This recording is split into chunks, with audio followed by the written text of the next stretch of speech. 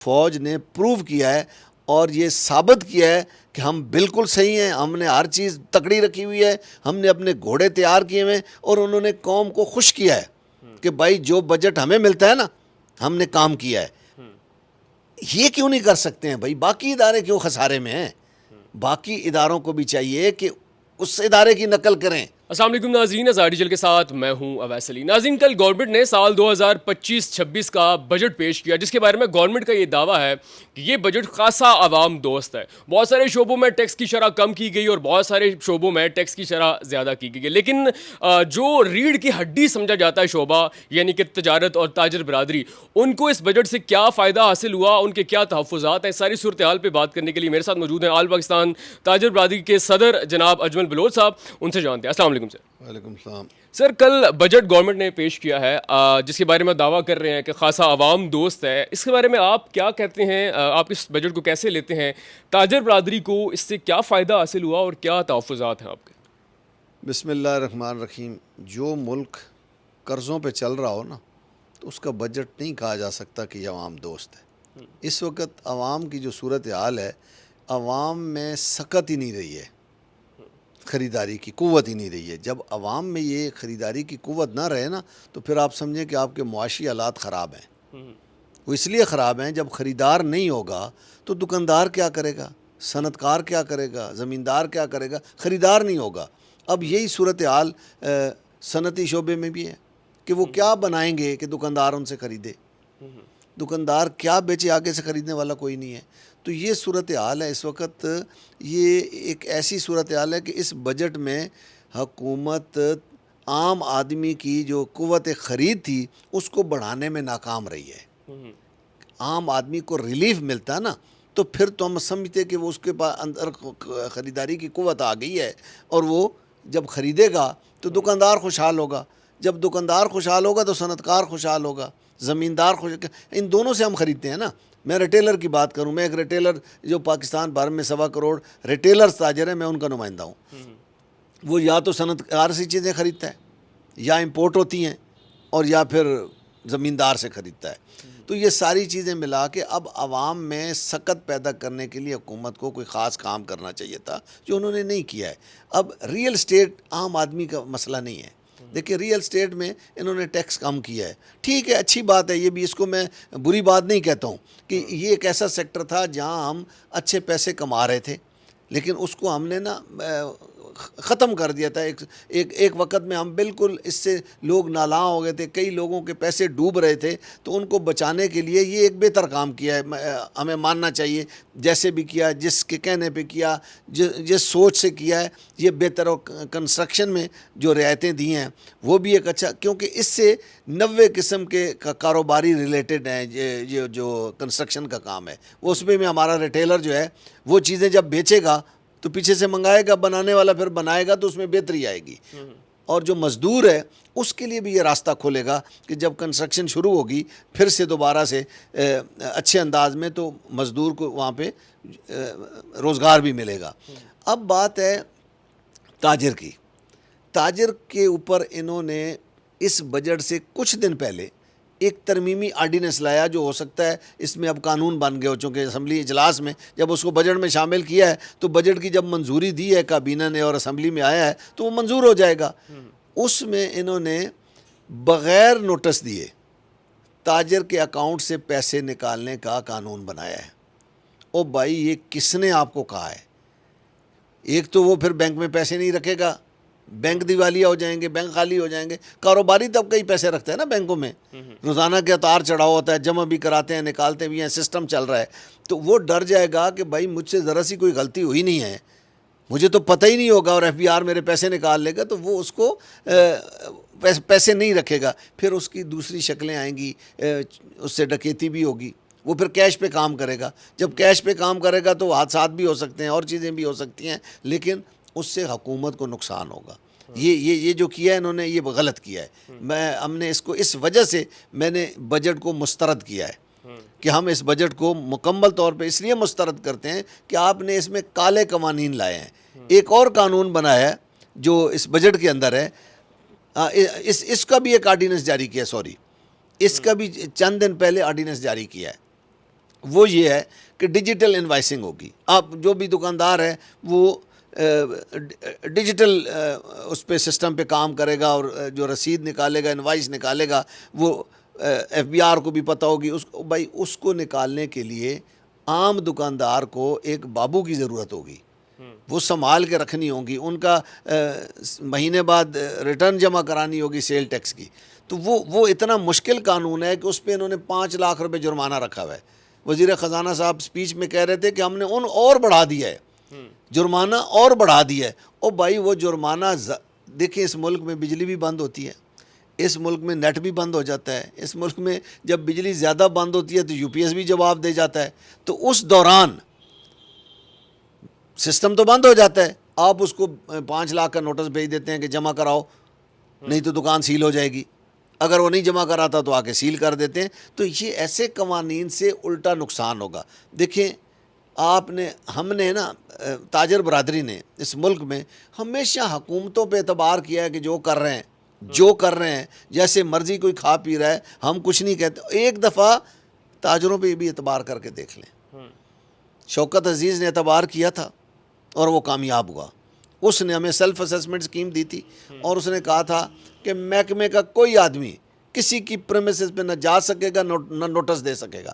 تو اس نے اعتراف کیا کہ پہلے سے 3 گنا زیادہ ٹیکس آیا سال بعد. اس نے وہ اسکیم پورے 8 سال رکھی جب تک حکومت تھی.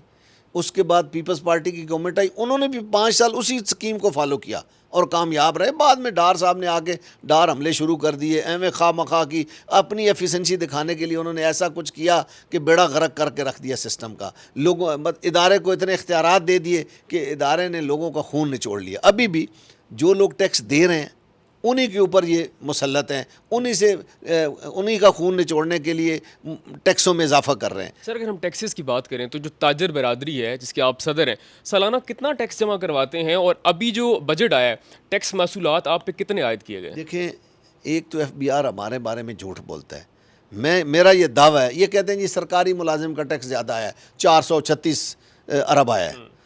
اور بھائی سرکاری ملازم جو ہے وہ بھائی جان تنخواہ کدھر سے لیتا ہے بھائی؟ وہ نہ تو آپ کی سٹیل مل چل رہی ہے کہ وہ منافع بخش ہے تو آپ کو پیسے آنے ہیں, نہ پی آئی اے منافع بخش ہے کہ ادھر سے آپ لے کے تنخواہ دیتے ہیں, نہ ریلوے ہے. سارے خسارے میں ہے نا. پاکستان کے تمام ادارے ایک فوج کے علاوہ, ہمارا مطلب لوگوں کا گلہ ہوتا تھا کہ فوج پر جو ہم پیسے لگا رہے ہیں وہ کیا کہتے ہیں پتہ نہیں وہ خرچ ہو بھی رہے ہیں, لیکن انہوں نے پروو کیا ہے, فوج نے پروو کیا ہے اور یہ ثابت کیا ہے کہ ہم بالکل صحیح ہیں. ہم نے ہر چیز تکڑی رکھی ہوئی ہے, ہم نے اپنے گھوڑے تیار کیے ہوئے ہیں, اور انہوں نے قوم کو خوش کیا ہے کہ بھائی جو بجٹ ہمیں ملتا ہے نا ہم نے کام کیا ہے, اور اس کام کی وجہ سے قوم کو خوش کیا ہے. یہ کیوں نہیں کر سکتے ہیں بھائی؟ باقی ادارے کیوں خسارے میں ہیں؟ باقی اداروں کو بھی چاہیے کہ اس ادارے کی نقل کریں. سٹیل مل کیوں بٹھا دیا بھائی؟ بٹھا دیا آپ لوگوں نے, پی آئی اے کا بٹھا دیا, ریلوے کا بٹھا دیا. اور مسئلہ کیا ہے؟ کیا آپ کے پاس اچھے بیوروکریٹ نہیں ہیں؟ کرپٹ بیوروکریٹس کو جب لگاتے ہیں تو وہ پھر کھا پی جاتے ہیں. اگر اچھے افسران لگائیں, اس ملک میں اچھے لوگ موجود ہیں بھائی, ان کو لگائیں, وہ بھی اچھا کام کریں. سر بجٹ سے پہلے آپ کا کیا ڈیمانڈز تھی؟ آپ کو کیا لگتا تھا کہ کس طرح کا بجٹ آئے گا جس سے آپ کے تحفظات بھی دور ہوں گے اور تاجر برادری گرو کرے گی؟ دیکھیں, بجٹ وہی اچھا ہوتا ہے جس سے عوام خوش ہوں. عوام کی جو سخت ہے نا اس میں بہتری ہے خریداری کے لیے. عوام خوشحال ہوگی نا تو ملک خوشحال ہوگا. اب اس کی خوشحالی, خریدار جب آتا ہے تو تاجر خوشحال ہوتا ہے, صنعتکار خوشحال ہوتا ہے, زمیندار ابھی بیڑا غرق کر کے رکھ دیا زمیندار کا. اس کی گندم جو ہے رل گئی, پہلے سے پیدا ہی اس نے کم کی تھی. پچھلی دفعہ بھی ڈرا ہوا تھا کہ اس کو جو پر ایکڑ اخراجات ہوتے ہیں اتنی آمدنی ہوتی ہے, تو پھر اس نے کمی کر دی. اس کمی پہ بھی انہوں نے اور ظلم کیا کہ اس کا ریٹ اور گرا دیا. اور بھائی اس کو ریٹ دیں گے تو اگلی دفعہ ہو سکتا ہے اگلی دفعہ اور آدھی پھر بحران پیدا ہو جائے گا, پھر یہی گندم چینی کی طرح 200 سے اوپر چلی جائے گی.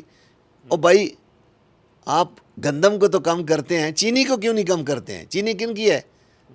اور بھائی وہ صنعتکار زمیندار ہے, کسان ہے, اس لیے اس کی گندم آپ نے نیچے گرا دی ہے. یہ جو ملوں کے مالک ہیں چینی کی ملوں کے, ان کو بھی ذرا گرائیں نا.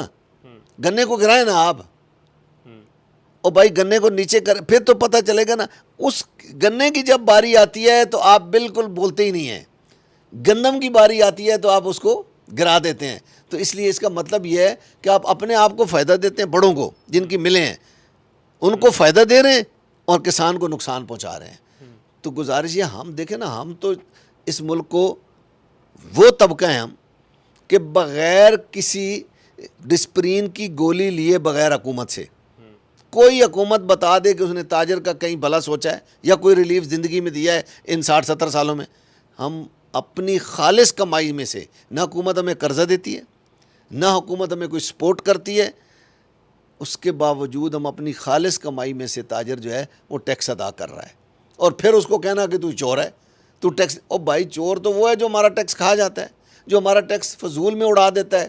دیکھیں اس وقت بجٹ سے پہلے تمام بڑوں کی تنخواہیں بڑھ گئی ہیں, سارے سیاستدانوں کی, وزیروں مشیروں کی تنخواہیں بجٹ سے پہلے بڑھا دی ہیں. چیئرمین سینٹ صاحب اور اسپیکر صاحب کی 13 لاکھ تنخواہ ہو گئی ہے. او بھائی خالی کرسی پہ 4-5 گھنٹے بیٹھنے کے لیے آپ نے 13 لاکھ تنخواہ لینی ہے؟ کیا اس ملک کے ساتھ ظلم نہیں ہے یار؟ اس مزدور کو نہیں دیتے ہیں جو صبح سے رات تک کھڈا کھودتا رہتا ہے, جو سڑک کھودتا رہتا ہے, اس کو آپ دیتے ہیں 2,000 روپیہ 1,500 روپیہ, اور آپ 13 لاکھ لیتے ہیں. یہ اس ملک کے ساتھ ناانصافی ہے. حکومت اپنے اخراجات میں کمی کرنے کا سوچے ہی نہیں ہے انہوں نے. تمام جو تنخواہیں ہیں وہ بھی بڑھا دی ہیں اور مراد بھی بڑھا دی ہیں. اور اس وقت جو بڑے یہ جو خالی ہماری جو اخراجات ہیں وہ حکومتی, وہ 28% بڑھ گئے ہیں. وہ بھائی کیوں بڑھا رہے ہیں 28%؟ کیا ہو گیا ہے اس ملک کو؟ آپ اپنے خرچے خود نہیں کر سکتے یار. وزیر اعظم صاحب کے اتنے وسائل ہیں, وہ روٹی اپنی نہیں کھا سکتے ہیں. سر ایک اور شعبہ آپ کے ساتھ انٹر لنک ہے, آن لائن شاپنگ کا. گورنمنٹ نے کل اس پہ بھی ٹیکس عائد کر دیا ہے, تو اس بارے میں آپ کیا کہیں گے؟ یار دیکھیں, پڑھے لکھے غریب بچے جو تھے وہ یہ کام کر رہے تھے, ان پر بھی ٹیکس, وہ کام کرنا ہی چھوڑ دیں گے. او بھائی یہ کیا کر رہے ہیں آپ لوگ؟ اب نوکریاں تو آپ کے پاس ہیں نہیں ہیں, تو ان کو یہ کام تو کرنے دیں. اب جب ان کو ٹیکس ڈال دیں گے وہ نئی مصیبت میں, ان کو پتہ ہی نہیں ہوگا کہ بھائی ٹیکس کو ہم نے یہ لے کے وصول کر کے کہ کس کو دینا ہے, کیسے دینا, نئے ایک عذاب میں پھنسیں گے. وہ یہ کام ہی چھوڑ دیں گے تو پھر وہ چوریاں اور ڈکیتیاں کریں گے. مطلب جب آپ ایسے کاموں, اچھے کام سے روکیں گے کہ گھر میں بیٹھ کے اگر کوئی آن لائن کاروبار کر رہا ہے اس کو آپ دوسری طرف لے جائیں گے تو پھر ظاہر ہے وہ دوسرے کام کرے گا. سر آپ نے بجٹ تو مسترد کر دیا, اب نیکسٹ آپ کا کیا لایا عمل ہے؟ کسی حکومتی وزیر مشیر سے بات کریں گے, کوئی احتجاج کی کال دیں گے, کیا کس طرح لے کے آپ چلیں گے اس کو؟ بات یہ ہے کہ ہم اپنے تاجر نمائندوں سے چاروں صوبوں سے مشاورت کریں گے, آزاد کشمیر کے نمائندوں سے, گلگت بلتستان کے نمائندوں سے, کراچی کے نمائندوں سے, ہم سب سے مشاورت کریں گے. اس مشاورت, میری عادت ہے کہ مشاورت کے بعد ہم اعلان کرتے ہیں جو بھی کرنا ہوتا ہے. یہ جو کچھ بجٹ میں ابھی تو چیزیں آئی ہیں نا, ان کی جب تفصیل سامنے آئے گی تو پھر ہم اس پہ اپنا جو بھی ہوگا موقف دکھائیں گے, مشاورت کے ساتھ اپنے تاجر نمائندوں کے ساتھ ہم رکھیں گے. اس کے بعد ہم اعلان کریں گے کہ حکومت یہ ان چیزوں کو واپس لے لے. نہیں تو آپ کو پتہ ہی ہے, ہم ایف بی آر جب بھی زیادتی کرتا ہے تو پھر ہم سراپا احتجاج ہوتے ہیں. دیکھیں ہمارے پاس اور تو کوئی ذریعہ نہیں نا. چاہیے تو یہ تھا کہ وزیر خزانہ صاحب کو, پہلے ہم 1.25 کروڑ تاجروں کے نمائندے ہیں, ہمیں کوئی شوق نہیں ہے کسی وزیر سے تصویریں کھنچوانے کا. اور بھائی ہمارے ساتھ بیٹھ کے مسائل کا نکالیں, سٹیک ہولڈرز کو ساتھ نہیں بٹھائیں گے, آپ اپنی مرضی کا بجٹ بنائیں گے تو پھر اس میں مشکلات ہوں گی. وہ مشکلات پھر آپ جھگڑا کریں گے ہمارے ساتھ, ہم آپ کے ساتھ لڑائی کریں گے, ہم چوکوں میں کھڑے ہوں گے, پھر آپ اس کو ٹھیک کر دیں گے. اس سے پہلے اچھا نہیں ہے کہ ہم بیٹھ کے اس پہ بات کر لیں. ضروری ہے کہ ہمیں آپ نے چوک میں کھڑا کرنا ہے, ضروری ہے ہمیں آپ نے ایف بی آر کے دروازے پہ کھڑا کرنا ہے. ابھی بھی سمجھدار لوگوں کا کام ہوتا ہے کہ وہ سٹیک ہولڈرز کو ساتھ بٹھا کے ان تمام مسائل کا حل نکالیں.